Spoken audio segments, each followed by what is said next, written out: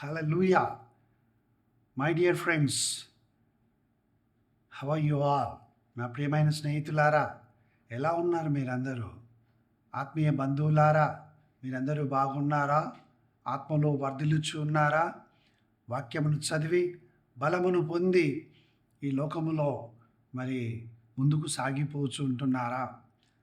కాలము కొద్దిగానే ఉన్నది కనుక సమయమును పోనీయక మనము సద్వినియోగం చేసుకోవాలని వాక్యము హెచ్చరిస్తూ ఉన్నది. కాబట్టి మనము ఇంతకుముందు అనగా కొద్ది నెలల క్రితము నేను వాక్యం ప్రకటించినప్పుడు ఎక్లీసియాస్టస్ ప్రసంగి గ్రంథము 5వ అధ్యాయము 2వ వచనములో దేవుని సన్నిధానంలోనికి మనము వెళ్ళాలి, వెళితే ఏం చేయాలి, మనము ఎలా ఉండాలి అనేటటువంటి దానిని మనము నేర్చుకొని ఉంటిమి. అదేవిధంగా మనము చేసేటటువంటి మొక్కుబడి అది అనాలోచితంగా చేయకూడదు. కష్టాలలో ఉన్నాను లేకుంటే బాధలో ఉన్నానని దేవునికి ఏదో చెల్లిస్తేనే ఆయన నీ కష్టాలు తీరుస్తాడని, చాలామంది యాక్సిడెంట్కు గురైనటువంటి వారి కొరకు వారు మొక్కుబడులు చేసుకుంటారు. ఆ యాక్సిడెంట్కు ఎవరికైనాను సరే వారు బాగై ఇంటికి వస్తే నేను ఇది చేస్తాను అని వారు పలుకుతూ ఉంటారు. ఆ తర్వాత వారు చేసినటువంటి ఆ యొక్క ఒప్పందం లేకపోతే వావ్ ఏదైతే ఉన్నదో మర్చిపోతారు. ఈ చిన్నదానికి ఇంత పెద్ద మొక్కుబడి నేను చెల్లించాలా దేవునికని ఇవ్వకుండా ఉండేటటువంటి వాళ్ళు కూడా ఉన్నారు. సో మత్తయి సువార్త 13వ అధ్యాయం 4వ వచనంలో మనం చూసాం, నీవు అనాలోచితంగా మొక్కుబడి చెల్లించకూడదని. అంటే అది నోటితో మనం మాట్లాడుతూ ఉంటాం. ఎందుకు మనము అనాలోచితంగా పలకకూడదంటే, దేవుడు నిన్నేమీ మొక్కుబడి చెల్లించు అని నేను అడగలేదు. నీవు మొక్కుబడి చేస్తే చెల్లించు, తడువు చేయకు, ఆలస్యం చేయకు. ఎందుకంటే చేసినటువంటి మాట ఏదైతే ఉన్నదో, చాలామంది మాట ఇచ్చి దానిని పాటించరు. నేను ఎప్పుడు అన్నాను అంటే అన్నానులే, సరే ఇప్పుడు మాట ఇచ్చినా చేయలేదు, ఏం చేస్తావు, బలవంతమా అని ఎదురు తిరిగిన వారు లేకపోలేదు, ఉన్నారు, చాలామంది ఉన్నారు. ఇవ్వను పో, చెయ్యను పో, ఏం చేసుకుంటావు, ఎవరితో చెప్పుకుంటావో చెప్పుకో, ఈ విధంగా ఉంటాయి. కానీ అలా ఒకవేళ ఎవరైనా మనము మాట్లాడితే మత్తయి సువార్త 12వ అధ్యాయము 36-37 వచనాలలో యేసు ప్రభు ఏమని చెప్పాడో కూడా మనం ఇంతకుముందు విని ఉన్నాం. మరి ఒకసారి చూడండి, మత్తయి సువార్త 12వ అధ్యాయం 36-37 వచనాల్లో, నీవు నేను అంటే ఈ లోకంలో ఉన్న మానవుడు మాట్లాడిన ప్రతి మాటకు మనము లెక్క అప్పజెప్పవలసినటువంటి వారమై ఉంటున్నాం. వాట్ యు హ్యావ్ స్పోకన్, నీవేం మాట్లాడావో, ఏ విషయంలో మాట్లాడావో, ఎందుకు మాట్లాడావో అన్నింటికీ మనము లెక్క ఒప్పజెప్పవలసినటువంటి వారమై ఉంటున్నామని మనము దేవుని వాక్యంలో మనం చూసాం. అంటే మనం మాట్లాడిన మాటలన్నీ కూడా తీర్పు దినం కొరకు భద్రపరచబడి ఉన్నాయి అని ఎప్పుడు మర్చిపోకూడదు. అందుకే సామెతల గ్రంథం 10వ అధ్యాయం 19వ వచనంలో మనం చూసాం, విస్తారమైన మాటలలో దోషం ఉండక మానదు. మనం ఎన్నో సంగతులు మాట్లాడతాం, చర్చికి వెళ్ళగానే స్టార్ట్ అవుతుంది, అంతవరకు ఉండదు. అక్కడికి వెళ్ళిన తర్వాత వదినే, అక్క, బావగారు అని దేవుని గురించి కానీ, నువ్వు అంతవరకు చదివినటువంటి వాక్యం గురించి కానీ, ప్రార్థన గురించి కానీ నువ్వు చర్చించవు. నీకేదైనా వాక్యములో అర్థం కానిది ఏదైనా ఉంటే దాని గురించి మాట్లాడవు. కానీ ఆ అమ్మాయి అలానంట, మా కూతురు ఇలా చేస్తూ ఉంది, మా బాబు ఇలా అంటూ ఉన్నాడు, మా ఆయన నన్ను ఇలా తిడుతూ ఉన్నాడు, తాగొచ్చి కొడుతూ ఉన్నాడు, ఇవన్నీ మాటలు దేవాలయంలోనే. Be careful, I will be careful. జాగ్రత్తగా మనము మాటలను మనము నోటికి కాపు పెట్టుకోవాలి. అందుకే ద్వితీయోపదేశకాండం 23వ అధ్యాయం 23వ వచనంలోనో, ప్రసంగి గ్రంథము 5వ అధ్యాయం 5వ వచనంలోనో దేవుడు ఏమంటున్నాడంటే, మీరు మాట్లాడకుండుట అనగా మీ మాటల వలన ఒక ఒప్పందం చేసుకోకుండా మేలు. ఎందుకు అనంటే, నీవు మాట్లాడినటువంటి మాటలను బట్టి నీ నోరు నిన్ను పాపంలోనికి నడిపిస్తుంది. ద్వితీయోపదేశకాండం 23వ అధ్యాయం 23వ వచనం. Please read Deuteronomy chapter 23 and verse 23 again and again and again. What sin I have committed? Many people will ask.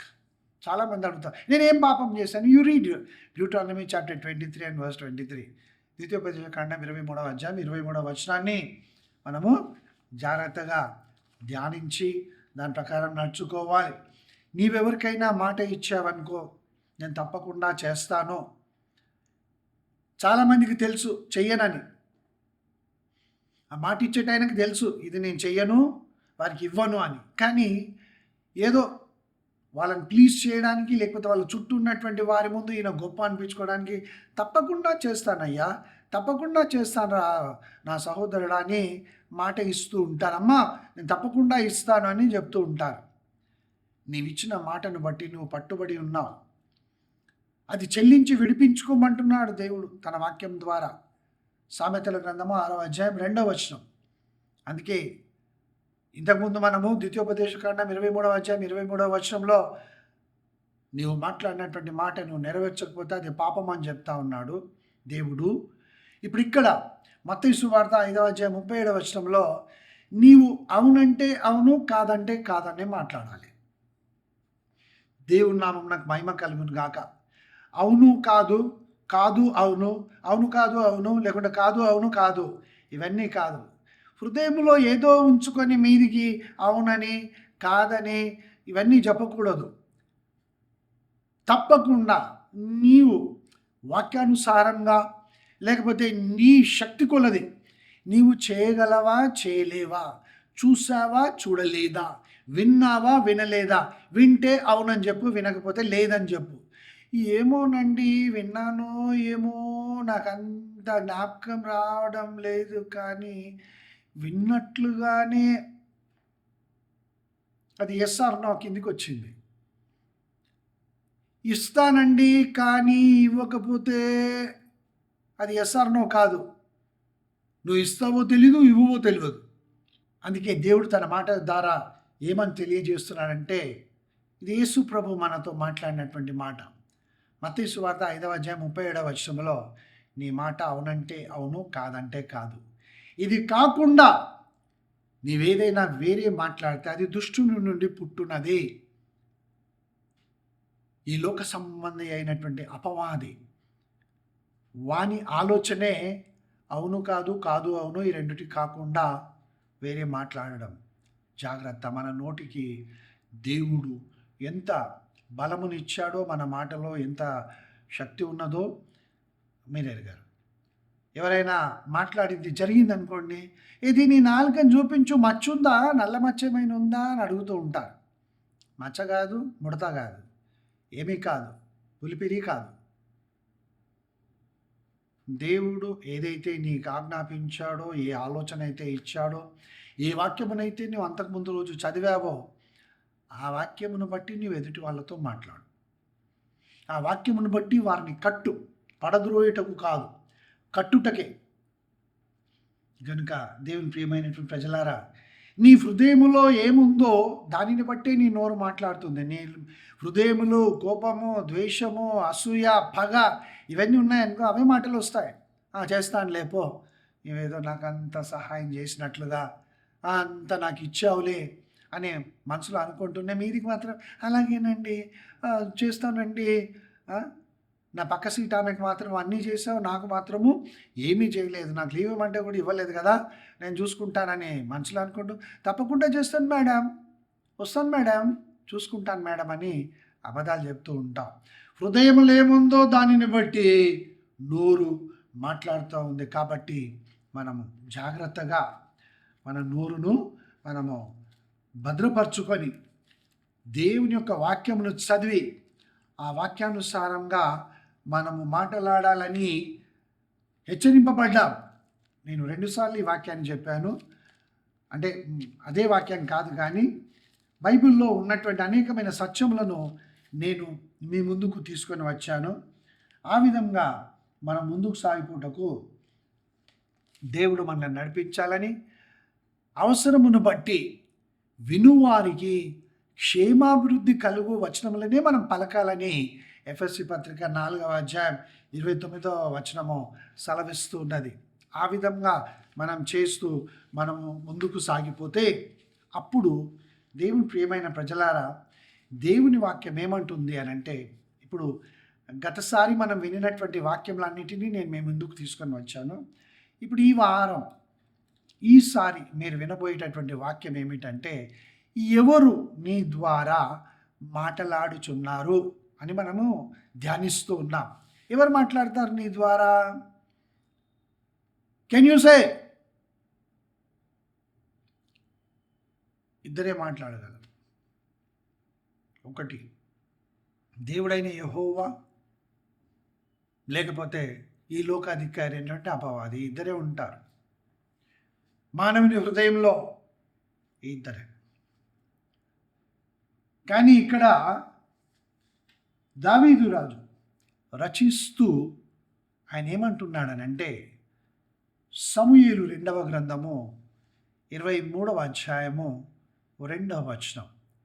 ఈ వాక్యం వినుచున్నటువంటి నీవు, మనందరము కూడా ఈ విధంగా ధైర్యంగా చెప్పగలిగిన స్థితిలో మనం ఉండునట్లుగా దేవుడు నిన్ను నన్ను మనందరినీ పరిశుద్ధాత్మ అభిషేకముతో నింపి నడిపించునుగాక, వాడుకొనుగాక.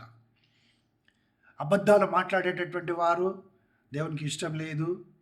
మోసపు మాటలు పలికేటటువంటి వారు, బూతులు మాట్లాడేటటువంటి వారు, ఇక్కడి సంగతులు అక్కడ, అక్కడి సంగతులు ఇక్కడ కల్పించి చెప్పేటటువంటి వారు, లేని సంగతులను పుట్టించేటటువంటి వారు, చూడనటువంటి వాటికి సాక్ష్యం చెప్పేటటువంటి వారంటే దేవునికి ఇష్టం లేదు. సమూయేలు 2వ గ్రంథము 23వ అధ్యాయం 2వ వచనములో ఏమని వ్రాయబడిందంటే, యెహోవా ఆత్మ నా ద్వారా పలుకుచున్నాడు. దేవుని నామం నాకు మహిమ కలుగును గాక. ఆయన వాక్కు నా నోట ఉన్నది. ఎంత గొప్ప ధన్యత, ఎంత గొప్ప ఆధిక్యత. యెహోవా తన ఆత్మ ద్వారా పలుకుచున్నాడు. ఎవరు కావాలి ఆయన పలకడానికి, మాట్లాడడానికి, తన చిత్తమును తెలియజేయడానికి, తను ఏం చేయబోతున్నాడో చెప్పడానికి ఎవరు కావాలి? నీవే కావాలి. నా ప్రియమైన సహోదరి, నీవే దేవునికి కావాలి. దేవుని కొరకైనటువంటి పాత్రగా, యేసు రక్తం చేత కడగబడి విమోచింపబడిన పాత్రగా, గొప్పవారి ఇంటిలో ఘనహీనతకు, ఘనతకు, అన్నింటికీ అనేక రకమైనటువంటి పాత్రలను వాడుతూ ఉంటారు. ఏదైనాను ఆ ఇంటిలో వాడబడితే, ఆ విధంగా నీ నోటిని ఆయన వాడుకొనడానికి, నీ హృదయంలోనికి రమ్మనడానికి నీవు పిలిచే స్థితిలో ఉన్నావా? ఆయన నీ హృదయంలోనికి రావాలని తలుపు తట్టుచూ ఉన్నాడు. నీ హృదయంలో దేవుడు ఉంటే, యేసుప్రభు ఉంటే, పరిశుద్ధాత్మ ఉంటే, అప్పుడు నీవు ఆ మాటలనే పలుకుతావు. ఆ మాటలనే మాట్లాడుతూ ఏమంటావనంటే, ఆయన వాక్కు నా నోట ఉన్నది. Yes my dear brother, my dear sister, మోషేకు దేవుడు పిలుపునిచ్చాడు. ఆయనను పిలిచిన తర్వాత ఇదిగో మోషే ఏమంటున్నాడంటే, నేను నత్తివాడను, నాకు మాటలు రావు, నేను సరిగ్గా మాట్లాడలేను, నేనేం చెప్పాలి, ఎన్నో విధాలుగా దేవునికి జవాబిస్తూ ఉన్నాడు ఆయన వ్యతిరేకంగా.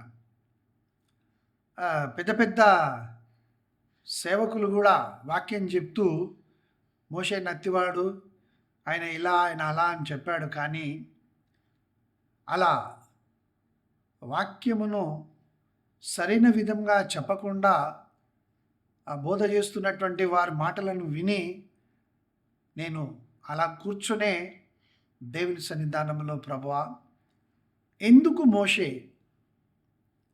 తాను నత్తివాడనని, తాను మాట్లాడలేనని నీకు ఎదురు జవాబు చెప్పాడు? నిజముగా ఆయన నత్తివాడనని భయపడ్డా? నత్తివారు మాట్లాడితే మనుషులు వినడం లేదా ఈ రోజుల లోపల? ఒక రాజు ఎదుట లేకుండా ఒక అధికారి ఎదుట నిలబడి దేవుడు ఈ విధంగా ఆజ్ఞాపిస్తున్నాడు, ఇది నీవు చేయాలని చెప్పడానికి మంచి నోరు ప్రాక్టీస్ చేసినటువంటిది, హిలియోగ్రాఫిక్స్ నేర్చుకున్నటువంటి వాయిస్ మాడ్యులేషన్తో హాస్వ అని చెప్పడానికి ఇవన్నీ కావాలి, అవసరమా? దేవుని ఆత్మ, ఆయన వాక్కు నీ నోట ఉంటే నువ్వు మూగవాడవైనా దేవుడు నిన్ను వాడుకుంటాడు నోరు ఇచ్చి. అందుకే మోషేతో అంటున్నాడు నిర్గమకాండం 4వ అధ్యాయం 12వ వచనములో, ఎక్సోడస్ చాప్టర్ 4:12 బైబిల్ గ్రంథములో ఈ విధంగా వ్రాయబడి ఉంది. ఏమంటున్నాడు దేవుడు అంటే, కాబట్టి వెళ్ళుము, నేను నీ నోటికి తోడై ఉండి. 11వ వచనంలో దేవుడు అడిగాడు, మానవునికి నోరిచ్చిన దేవుడు మూగవాణినే కానీ చెవిటివాణిని కానీ సృష్టించిన వారెవరు? నేనే కదా అంటాడు దేవుడు. అవును, తప్పకుండా ఆయన నిన్ను వాడుకోవాలనుకుంటే, నిన్ను బలపరిచి, నిన్ను సరిచేసి, నిన్ను చక్కగా నిలబెట్టి ఆయన వాడుకుంటాడు. దేవుని నామమునకు మహిమ కలుగును గాక. హల్లెలూయా. అంతేగాని God does not want your ability or my ability to be exhibited in front of men of this world. ఏదో చాలా మంచి వ్యాసం చదివి చప్పట్లతో మారుమ్రోగిపోయింది నేను చదివితే అనుకో, దేవునికి అది కాదు.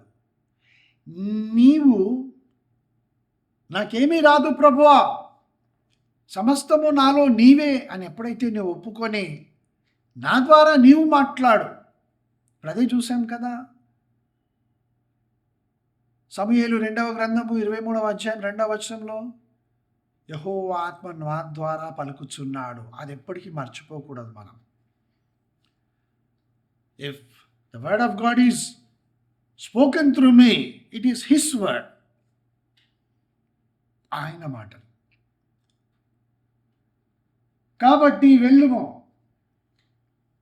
ఎక్సోడస్ చాప్టర్ 4:12 నిర్గమకాండం 4వ అధ్యాయం 12వ వచనం, నేను నీ నోటికి తోడయ్యుండి నీవు ఏమి పలకవలసినది నీకు బోధించదనని అతనితో చెప్పాను. నీవేమి పలకాలో అది నేను నీకు బోధించదను. మనమేం ప్రిపేర్ కానవసరం లేదు. చాలామంది క్లాసెస్కి వెళ్తూ ఉంటారు వాయిస్ మాడ్యులేషన్ కొరకు. ఒక బాధాకరమైన వస్తే చాలా బాధపడ్డాడండి, ఏడ్ చేస్తాడు, ఇలా మాడ్యులేషన్ అన్నమాట. ఏదైనా సంతోషంగా అలా నవ్వుతూ అలా చాలా సంతోషంగా ఇలా చెప్తూ ఉంటారు. ఇది ఎదుటివాణిని, వినేటటువంటి వారిని ఆకర్షించుకోవడం. వీరి హావభావాలు, ఆ వాయిస్లో ఉన్నటువంటి తేడాలు, ఇవన్నీ కూడా ఎదుటివానికి ఆహా ఏం మాట్లాడాడు బ్రదర్ అనిపించేలా ఉంటాయి. కానీ అవి దేవుని మాటలు కావు. నీలో కార్యం జరిగించేది ఏమిటంటే నేనేవో హావభావాలు ప్రదర్శించి చెప్పేటటువంటి మాటలు, వాక్కు కాదు. నీ జీవితములో, నీ కుటుంబములో, నీ ఆత్మీయ జీవితములో, నీ ఉన్నటువంటి ప్రదేశములో, నీ అనారోగ్యము లోపల, నీ బాధల్లో, నీ ఆర్థిక ఇబ్బందుల్లో, నీ కుటుంబ సమస్యల లోపల చేసేది, కార్యం చేసేది నేను కాదు, నా మాటలు కాదు. నేను ఎప్పుడైతే ప్రభువునకు లోబడి మౌనంగా ఉంటానో, ఆయన మాటలు నాకు ఇస్తే అవి నీ జీవితంలో కార్యం చేస్తాయి. దేవుని నామం నాకు మహిమ కలుగును గాక. ఎందుకనంటే మాట్లాడే మాట అది దేవుని వాక్కు. అంటే ఇందులో ఉన్న మాట ఇప్పుడు నిర్గమకాండం 4వ అధ్యాయం 12వ వచనం చదివాను. ఎవరి మాటలు అవి? నేను నీ నోటికి తోడై ఉంటాను. ఎవరన్నారు ఆ మాట? దేవుడైన యెహోవా నీవేమి పలకవలసిందో నేను నీకు బోధిస్తానన్నాడు. నేను అన్నీ చదువుకొని మంచిగా ప్రిపేర్ అయ్యేసి ఇదిగో ఇలా చెప్పాలి. No. When God speaks to you, your conscience will be totally cleansed. Your problems will be solved. You will get that strength to stand up. నీ సమస్యలలో కూడా లేచి నిలబడే ధైర్యమును ఆ యొక్క బలమును దేవుడు నీకు ఇస్తాడు. అది ఆయన మాట ద్వారా కలిగేటటువంటిది. అందుకే నేను నీ నోటికి తోడై ఉండి, ఎంత మృదువుగా మాట్లాడుతున్నాడు దేవుడు. అందుకే సామెతల గ్రంథము 15వ అధ్యాయము 1వ వచనం, ప్రావర్బ్స్ చాప్టర్ 15 and verse 1 ఏమంటుందంటే, మృదువైన మాట క్రోధమును చల్లార్చును. దేవుని నామం నాకు మహిమ కలుగును గాక. నొప్పించు మాట కోపమును రేపును. మృదువుగా మాట్లాడితే ఎదుటివాడు ఎంత కోపగించుకొని మాట్లాడుతూ ఉన్నా, నేనెంతగా రెచ్చగొడుతూ ఉన్నా, they might be probing you with their questions. నిన్ను వారు చెక్ చేస్తున్నారు, నీ హృదయంలో ఏముంది, ఈ సిట్యువేషన్లో నీవేమి చేయబోతూ ఉన్నావు, ఏ విధంగా నీవు ముందుకు సాగబోతున్నా అనే ప్లాన్ తెలుసుకోవడానికి వారు రెచ్చగొడుతూ ఉంటారు. మెల్లిగా మాట్లాడు, మృదువుగా జవాబివ్వు. నేనేమీ ఆలోచించలేదండి, ప్రార్థన చేస్తున్నాను. కొంతమంది తప్పించుకోవడానికి కూడా దేవుని పేరు చెప్తారు.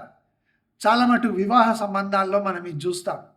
అమ్మాయి కానీ అబ్బాయి కానీ నచ్చలేదనుకోండి, వాళ్ళు ఏం చెప్తారంటే, మేము మా సేవకుడు ఉన్నాడండి, చాలా ప్రార్థనాపరుడు ఆయన, అమ్మగారు ఆయన ఉపవాసం ఉండి ప్రార్థన చేస్తారు, మరి తల్లిదండ్రులు ఎందుకున్నారో నాకు తెలియదు, సేవకుడు చేయాలి ప్రార్థన.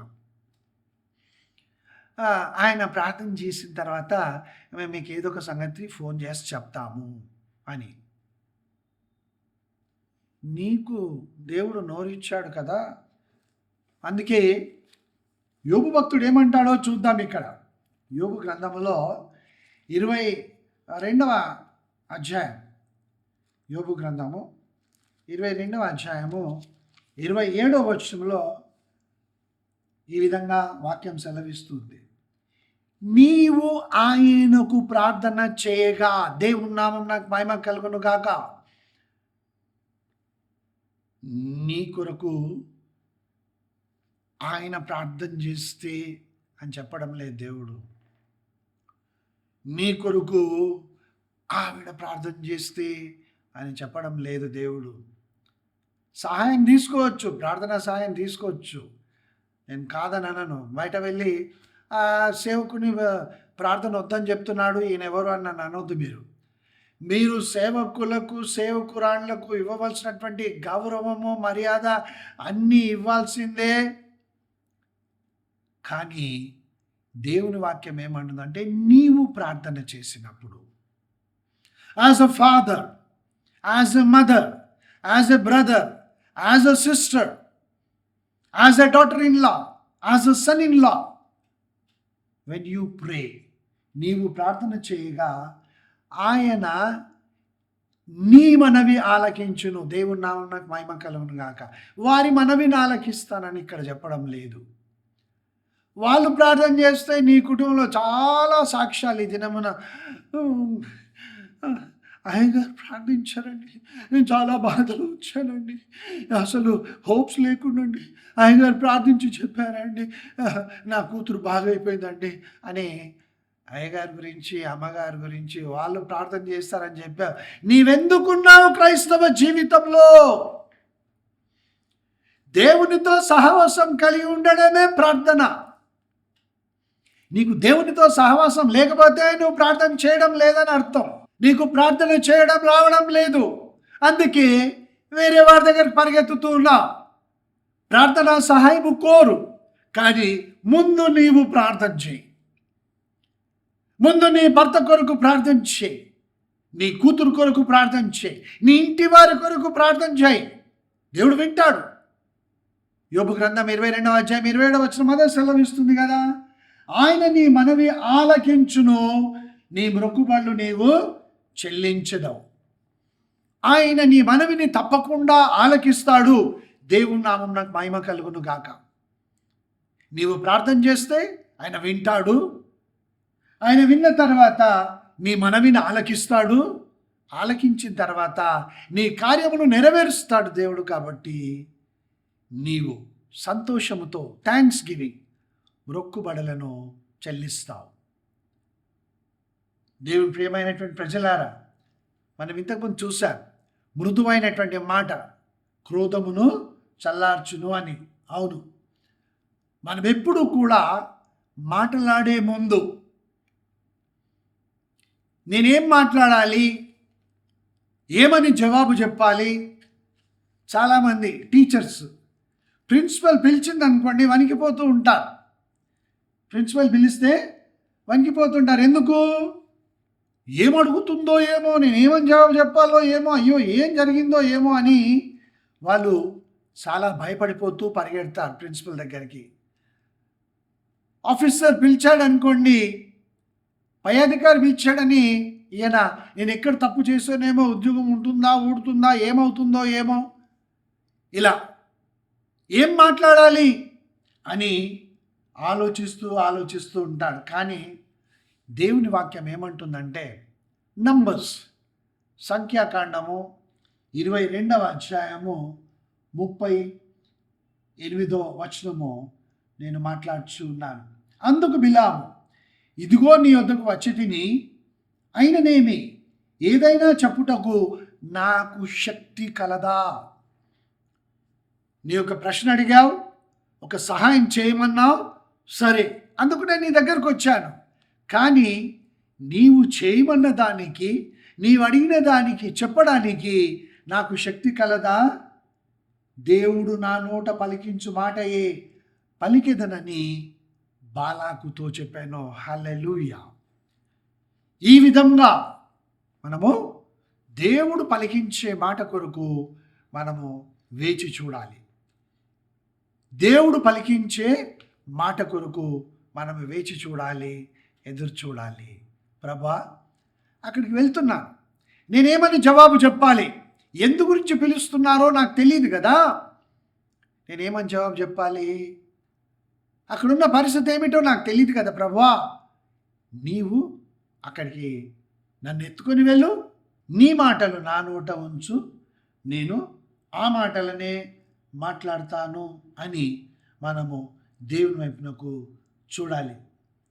దేవుని ప్రియమైన ప్రజలారా, మనం ఇంతకుముందు విన్నాం, హృదయములో నిండి ఉన్న దానిని బట్టి నోరు మాటలాడును కదా. హృదయములో మనము ఏదైతే నిండుగా ఉంటుందో దానిని మాట్లాడతాం.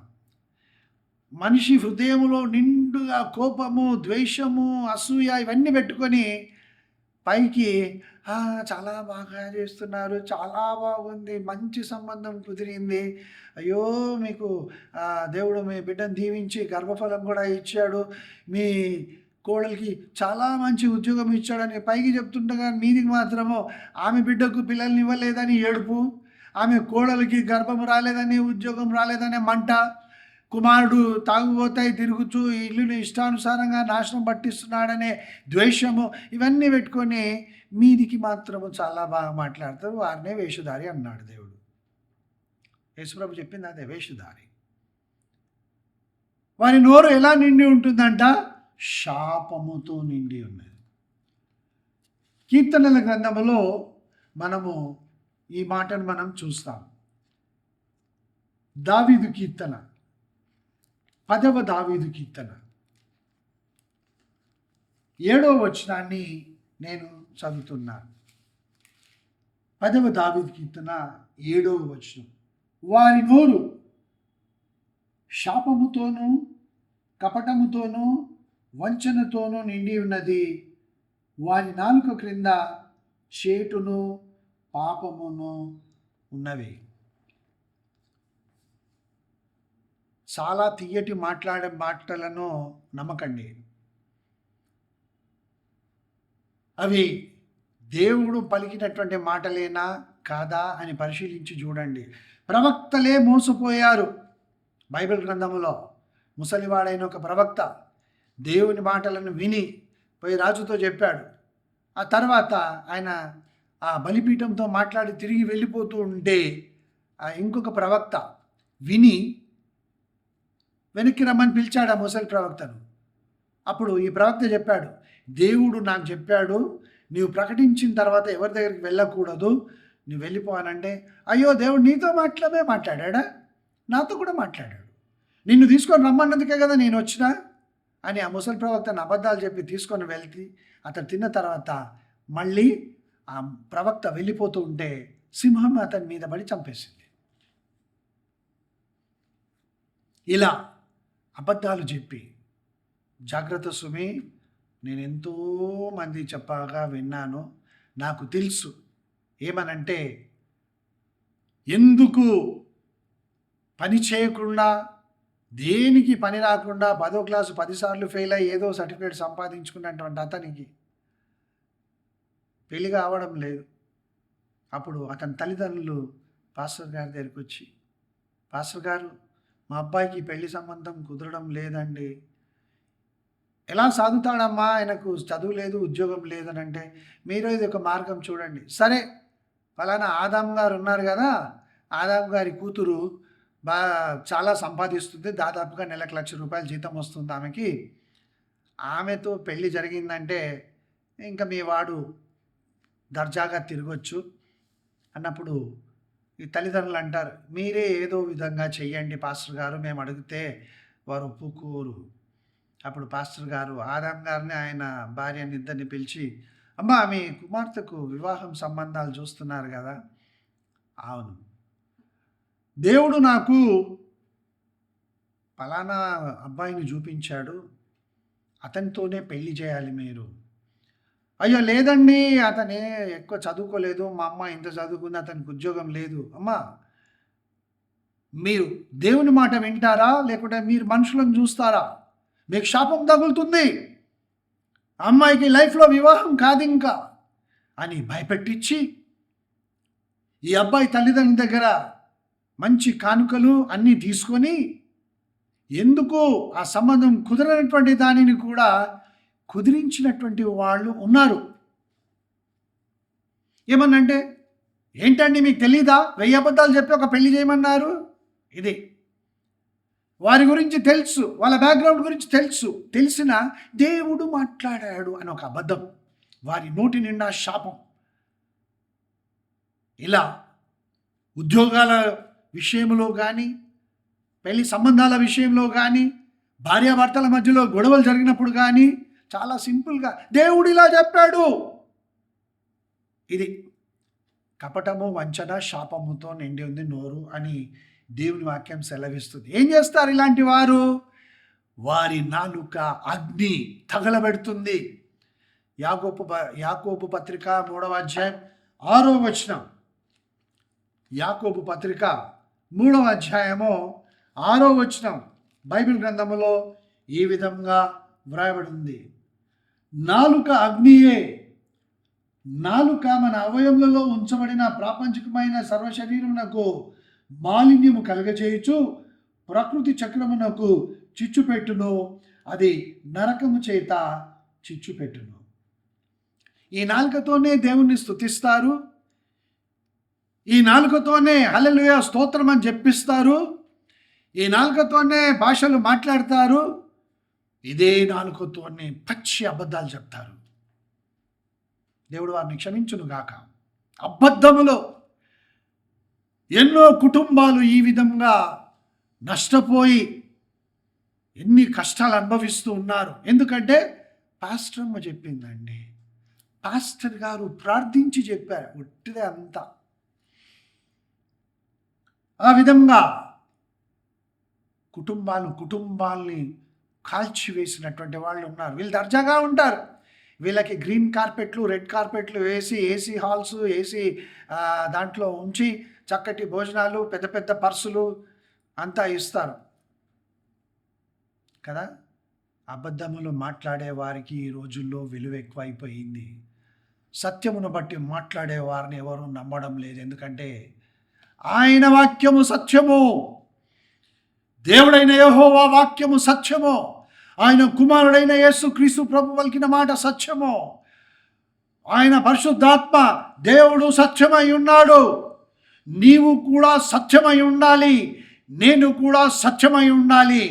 దేవుడు మాట్లాడితేనే, దేవుడు మాటలు ఉంచితేనే ఆ మాటలను మాత్రమే మనం ఎదుటి వారికి చెప్పాలి. అంతేగాని ఇష్టానుసారంగా వారి జీవితంలో ఏమండి అలా చేసి, ఏదో బ్రదర్ ఆ పెళ్ళి జరిగితే ఆ అబ్బాయి మారుతాడేమో అని అనుకున్నాము, కానీ మారలేదండి. ఏం చేయాలి? మా తప్పు కాదు కదా ఇది.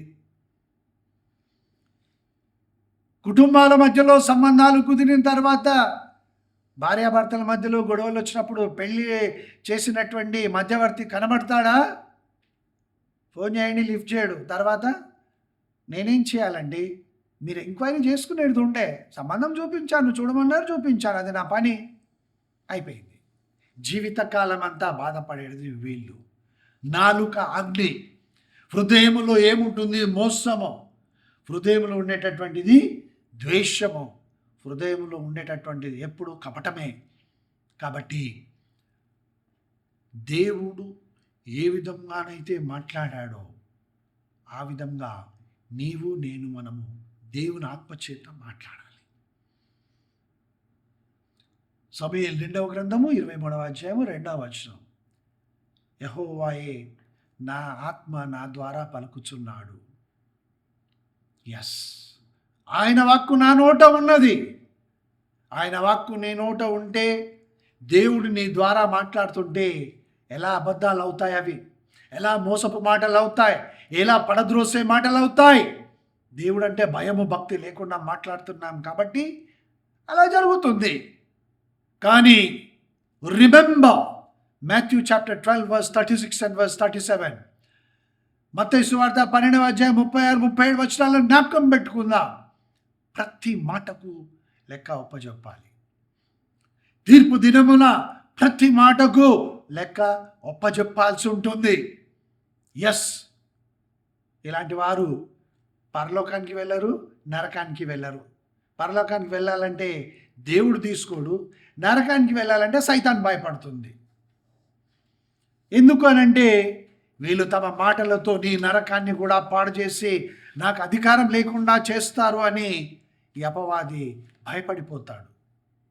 జాగ్రత్త. తలలు వంచి ప్రార్థించుకుందాం.